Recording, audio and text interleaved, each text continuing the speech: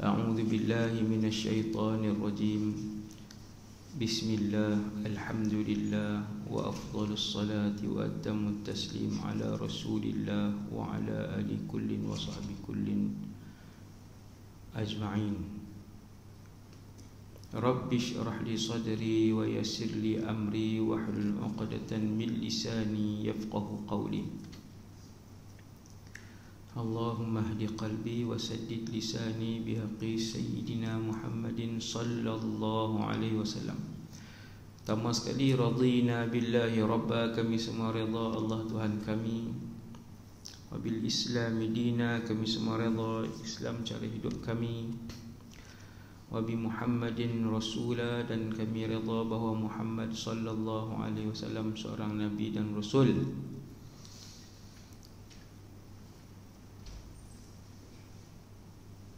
Subhanallah wa bihamdihi adada khalqihi wa ridha nafsihi wa zinata arshihi wa midad kalimatihi. Subhanallah wa bihamdihi adada khalqihi wa ridha nafsihi wa zinata arshihi wa midad kalimatihi.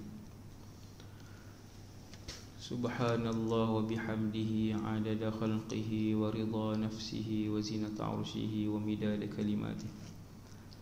Bismillahilladzi la yadurru ma'a ismihi syai'un fil ard wala fis sama' wa huwas sami'ul 'alim. Bismillahilladzi la yadurru ma'a ismihi syai'un fil ard wala fis sama' wa huwas sami'ul 'alim. Bismillahilladzi la yadurru ma'a ismihi syai'un fil ard wala fis sama' wa huwas sami'ul 'alim. Kita guna kitab Andai Umat ini hidup seperti Umar Al-Khattab radhiyallahu anhu. Mulianya hidup sebagai seorang Umar, sehingga Nabi memberikan jaminan kepadanya bahawa beliau adalah ahli syurga. Siapa yang membaca cerita Sayyidina Umar ni, dia akan mendapati bahawa Sayyidina Umar mendahulukan Allah dalam kehidupan dia, melebihi ke semua kehendak manusia lain dan melebihi kehendak diri dia sendiri. Bahkan Sayyidina Umar melebihkan Allah Subhanahu wa ta'ala, walaupun pada pandangan manusia yang tu tak betul. Tapi kalau pada pandangan Allah itu betul, maka itulah yang dilakukan oleh Sayyidina Umar. Ini antara rahsia kenapa Allah meredai Umar dan kenapa Sayyidina Umar juga reda dengan Allah Subhanahu wa ta'ala. Muka surat 122 dalam Lubabun Nuzul fi asbabin Lubabun Nuqul fi asbabin nuzul,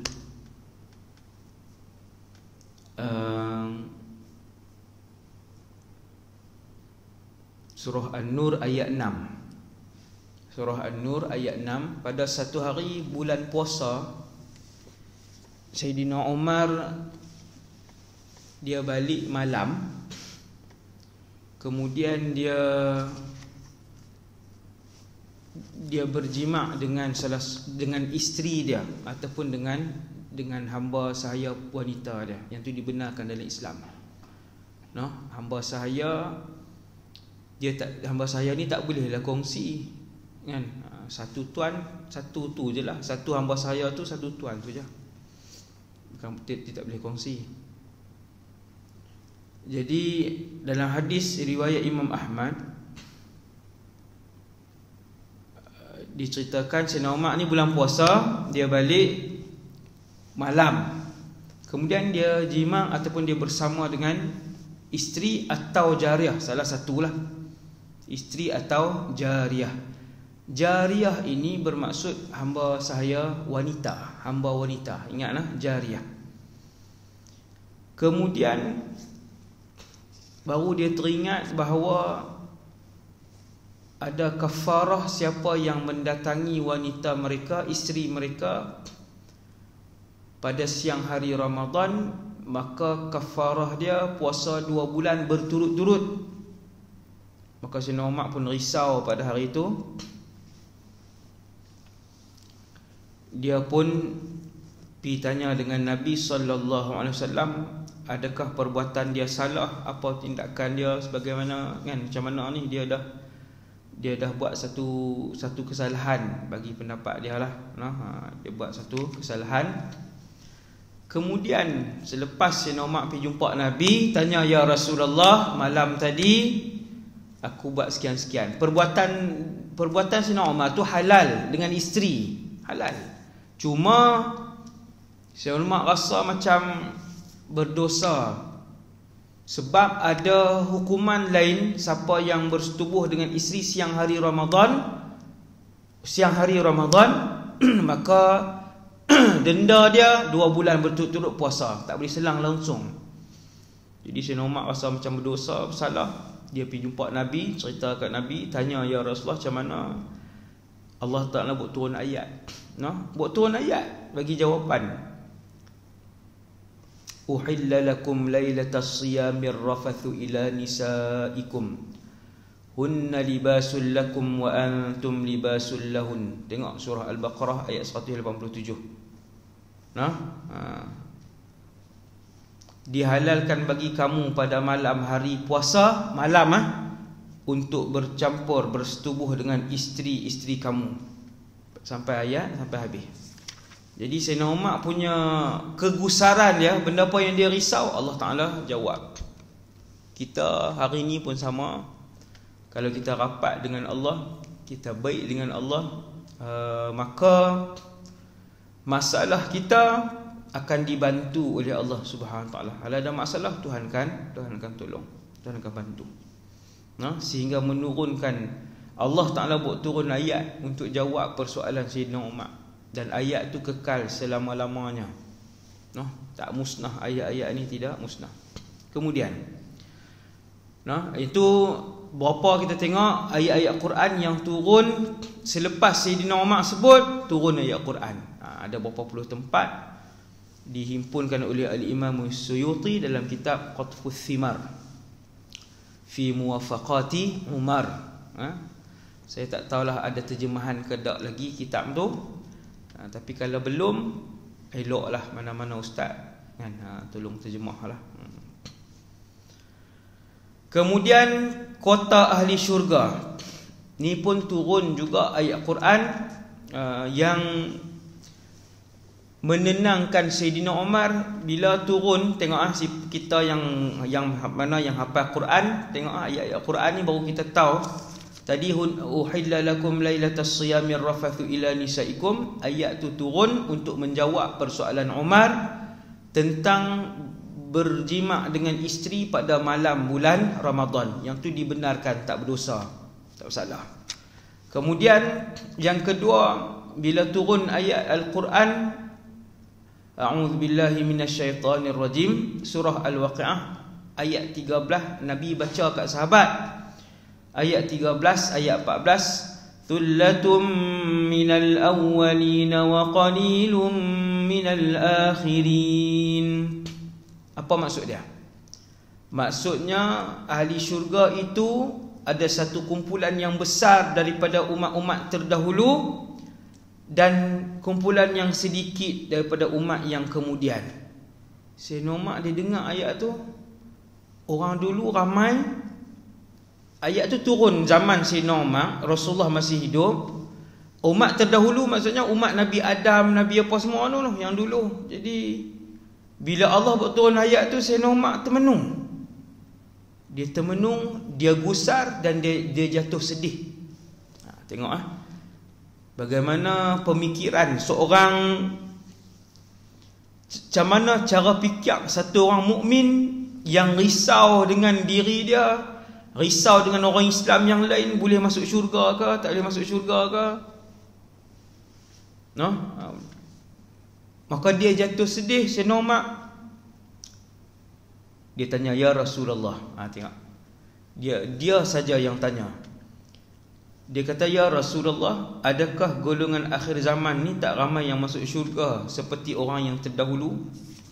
Kenapa Allah bagi masuk syurga orang dulu ramai, tapi Allah sebut wa qalilum minal akhirin, thullatun minal awwalin, ramai daripada orang-orang terdahulu, umat terdahulu, wa qalilum minal akhirin, umat akhir zaman sikit, umat Muhammad sikit. Kenapa Allah sebut sikit? Kata Sayyidina Umar, subhanallah, selepas setahun turun ayat 13-14 tadi, Allah Ta'ala buat turun pula ayat 39 dengan 40 Al-Waqi'ah. Dia ayat Quran ni bukan Allah Ta'ala buat turun satu surah tu serentak, bukan. Contoh Al-Baqarah, Allah Ta'ala turun daripada ayat 1 sampai ayat Baqarah berapa? Ayat Baqarah berapa? Tu dia. 286. 286. Quran turun dulu sikit-sikit pada zaman Rasulullah selama 23 tahun, sikit-sikit. Kadang-kadang turun satu ayat, kadang-kadang 2 ayat, kadang-kadang 8 ayat, kadang-kadang satu muka surat, kadang-kadang satu surah tapi pendek aja. Inna a'tainakal kautsar. Satu surah turun pendek. Kadang-kadang diturun macam ni macam ni kita duk tengok ni, nampak kita boleh belajar ulumul Quran. Ni ilmu ulumul Quran, nanti akan ada pelajaran tu. Dia turun Al-Waqi'ah ayat thullatun minal awwalin wa qalilun minal akhirin. Lepas tu dia stop. Lepas Sayyidina Umar sebut, ya Rasulullah, Sayyidina Umar sedih ni. Pasal sikit kita, Allah Ta'ala buat turun pula ayat surah yang sama tapi ayat 39 dan 40. Thullatun minal awwalin, sama macam ayat tadi. Wa thullatun minal akhirin, sekumpulan besar daripada umat yang terdahulu dan sekumpulan besar daripada umat yang akhir zaman. Nabi panggil Sayyidina Umar, seronok Rasulullah, sebab Nabi tahu yang tanya soalan tu seorang saja. Yang tanya soalan itu, yang ajukan kepada Rasulullah aduan itu seorang saja. Siapa? Umar bin Al-Khattab. Lepas tu Nabi panggil, ta'al ya Umar isma'. Ya Umar, ta'ala fasma' ma qad anzalallah. Dalam tafsir Ibn Kathir disebutkan Nabi panggil Sayyidina Umar, wahai Umar, mai dengar apa yang Allah buat turun. Thullatun minal awwalin wa thullatun minal akhirin radhiyallahu anhu. Mulia, tengok ni kita belajar Sayyidina Umar ni punya bersih hati dia, bersih hati Sayyidina Umar. Apa yang dia ajukan, yang dia risaukan, Allah makbulkan dan turun sebagai wahyu. Dia risau yang macam ni, satu benda Allah Ta'ala buat turun sebagai wahyu. Subhanallah. Kemudian muka surat 128 ada satu hadis dhaif, yang ni saya selalu bagi tahu, cuma kita tak baca lagi, iaitu Nabi sebut, lau kana ba'di nabiyyun kana Umar bin Al-Khattab. Kalaulah selepas aku ada Nabi sebut, kalaulah selepas aku ada Nabi. Hadis ni Imam Ahmad rekod dalam tajuk Fadailus Sahabah. Maka Nabi itu adalah Umar bin Al-Khattab. Selepas Rasulullah ada Nabi, tak ada Nabi. Lepas Rasulullah ada berapa orang Rasul? Lepas Rasulullah ada berapa orang Rasul? Tak ada Rasul. Tak ada Rasul. Nabi kata, kalau Allah hantar Umar. Masya Allah. Masya Allah. Sayyidina Umar. Banyak pujian dia kita baca. Nabi puji Sayyidina Umar, innallaha ja'ala al-haq ala lisani Umar wa qalbihi. Allah menetapkan kebenaran pada hati, pada lidah, silap ni, pada lidah dan hati Umar. Allah menetapkan kebenaran, Allah meletakkan benar pada Mulut Sayyidina Umar bila dia bercakap benda yang benar, dan hati dia, kalau dia terlintas di hati dia, itu adalah lintasan kebenaran. Nak cari mana kan manusia hari ni. Kemudian bawah ni dia sebut lagi hadis lain, hadis ni sahih. Nabi sebut apa? Nabi sebut annas sakinata tantiqu ala lisani Umar. Sesungguhnya ketenangan itu dilafazkan melalui lidah Sayyidina Umar. Ketenangan. Bila Sayyidina Umar bercakap, itu yang pertama kebenaran, yang kedua bila dia bercakap ketenangan. Radhiyallahu anhu. Ni semua ni Allah Taala bagi. Allah Taala hadiah kepada orang yang Allah sayang. Sebab apa? Sebab orang itu mendahulukan Allah. Siapa yang mendahulukan Allah dalam kehidupan dia, dia akan tengok Allah akan bagi kat dia satu-satu kelebihan. Bukan kelebihan tu yang kita kejar, tetapi kita mengejar redha Allah. Kita kejar redha Allah. Allah Taala redha kat kita, Allah Taala sayang kita, Allah Taala rahmat kita, Allah Taala ampun kita. Yang tu yang kita kejar. Dan Sayyidina Umar ini adalah simbol orang soleh. Kalau himpun 100,000 orang soleh satu tempat, siapa simbol dia? Umar. Zaman sahabat. Kamu tengok, zaman sahabat, kalau dihimpunkan semua orang soleh, idza dzukiras salihun fahayyahala bi Umar. Kalau disebutkan cerita orang soleh, kalau disebutkan kumpulan orang soleh, maka pertama sekali sahabat akan fikir, sahabat akan bayangkan Umar. Masya-Allah. Idza dzukiras salihun fahayyahala bi Umar. Kalau disebut-sebut orang soleh, maka nama Umar antara nama yang akan muncul. Kemudian semenjak Sayyidina Umar masuk Islam, kata para sahabat, kami orang Islam ketika itu mula menjadi kuat. Mula menjadi kuat kerana berani Sayyidina Umar. Berani, yakin dia dengan Allah Subhanahu Wa Taala. Satu hari seorang sahabat, yang terakhir untuk pagi ni, ini cerita yang terakhir. Sahabat ni nama Sa'id bin Amir ibn Hazim al-Jumahi, ataupun Sa'id bin Amir al-Jumahi. Siapa nak tengok cerita sahabat ni lebih kurang 1 jam. Kita, sebahagian kita pagi ni baru dengar nama sahabat ni. Pagi ni baru dengar. Nak bagi taunya betapa kita tak kenal para sahabat radhiyallahu anhu. Lebih ramai senarai artis yang kita kenal daripada senarai para sahabat.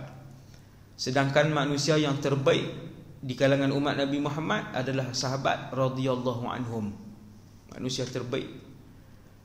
Maka mengetahui riwayat hidup para sahabat lebih utama daripada semua manusia lain. Sa'id bin Amir al-Jumahi, apa cerita dia? Sa'id bin Amir, panjanglah, saya tak mau sebut dia punya kisah dia. Cumanya Sayyidina Umar melantik dia untuk menjadi gubernur. Gubernur ni menteri besar. Waktu tu Sayyidina Umar presiden, gubernur ni menteri besar lah. Gubernur di sini, gubernur di sini. Sayyidina Umar melantik Sa'id bin Amir untuk menjadi gubernur di Homs.